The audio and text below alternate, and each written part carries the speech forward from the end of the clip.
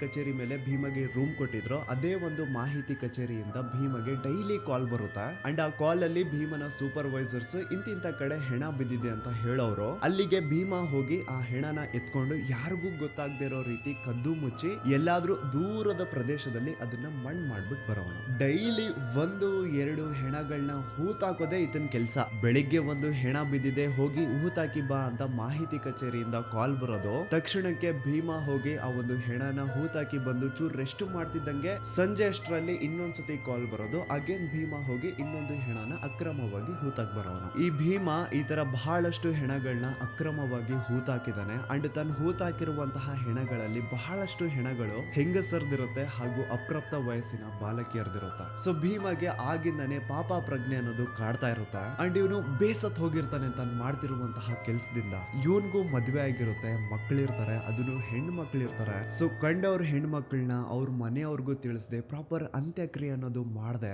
ತಾನು ಹೋಗಿ ಅಕ್ರಮವಾಗಿ ಮಣ್ಣು ಮಾಡಿ ಬರ್ತಾ ಇದ್ರೆ ಎಲ್ಲಿ ಆ ಪಾಪ ತನ್ನ ಮಕ್ಕಳಿಗೂ ತಟ್ಟುಬಿಡುತ್ತೆ ಅನ್ನೋದೊಂದು ಭಯ ಇವನ್ಗೆ. ಆದ್ರೆ ಬೇರೆ ಆಪ್ಷನ್ ಇಲ್ಲ, ಬೇರೆ ವಿಧಿನೇ ಇಲ್ಲ. ಆ ಮಾಹಿತಿ ಕಚೇರಿ ಅವ್ರಿಗೆ ತನ್ನ ಸೂಪರ್ವೈಸರ್ಸ್ಗೆ ನಾನು ಇನ್ಮೇಲೆ ಇಂದ ಈ ಕೆಲಸ ಮಾಡಲ್ಲ ಅಂತ ಏನಾದ್ರು ಹೇಳ್ಬಿಟ್ರೆ ಅವರು ಇವನ್ನ ತುಂಡು ತುಂಡಾಗಿ ಕತ್ತರಿಸ್ತೀವಿ ಅಂತ ಹೆದರ್ಸಿರ್ತಾರ. ಹೋಗ್ಲಿ ಅಟ್ಲೀಸ್ಟ್ ಪೊಲೀಸ್ ಅವ್ರಿಗಾದ್ರೂ ಈ ವಿಷಯನ ತಿಳಿಸೋಣ, ಪೊಲೀಸ್ ಅವರಿಂದ ಆದ್ರೂ ಹೆಲ್ಪ್ ತಗೊಳ್ಳೋಣ ಅಂದ್ರೆ ಅಲ್ಲಿನ ಪೊಲೀಸ್ ಅವರು ಬೆಳ್ತಂಗಡಿ ಪೊಲೀಸ್ ಸ್ಟೇಷನ್ ಪೊಲೀಸ್ ಅವರೆಲ್ಲ ವೀರೇಂದ್ರ ಜೈನ್ ನ ಚಾಟುಗಳು. ಅವ್ರಿಗೆ ಸರ್ಕಾರದಿಂದ ಒಂದು ಸಂಬಳ ಸಿಗ್ತಾ ಇದ್ರೆ ವೀರೇಂದ್ರ ಜೈನ್ ಇಂದ ಇನ್ನೊಂದು ಸಂಬಳ ಸಿಗ್ತಾ ಇರುತ್ತೆ. ಭೀಮ ತನ್ನ ಕಣ್ಣಾರೆ ಕಂಡಿದ್ದಾನೆ ಈ ಬೆಳ್ತಂಗಡಿ ಪೊಲೀಸ್ ಅವರು ಪ್ರತಿ ತಿಂಗಳು 1ನೇ ತಾರೀಕು ವೀರೇಂದ್ರ ಜೈನ್ ನ ಮನೆ ಮುಂದೆ ಬಂದು ನಾಯಿಗಳ ತರ ನಿಂತಿರೋರಂತೆ. ಅಂಡ್ ವೀರೇಂದ್ರ ಜೈನ್ ಬಂದು ಅವ್ರಗಳಿಗೆ ಬಿಸ್ಕೆಟ್ ತರ ಹಣ ಹಂಚ್ತಾ ಇದ್ದಿದ್ದು. ಆಗಿನ ಬೆಳ್ತಂಗಡಿ ಪೊಲೀಸ್ ಅವರು ಎಷ್ಟು ಕರಪ್ಟೆಡ್ ಇದ್ರು ಅಂತ ಒಂದು ಇನ್ಸಿಡೆಂಟ್ ಮೂಲಕ ನಿಮ್ಗೆ ಎಕ್ಸ್ಪ್ಲೇನ್ ಮಾಡ್ತೇನೆ.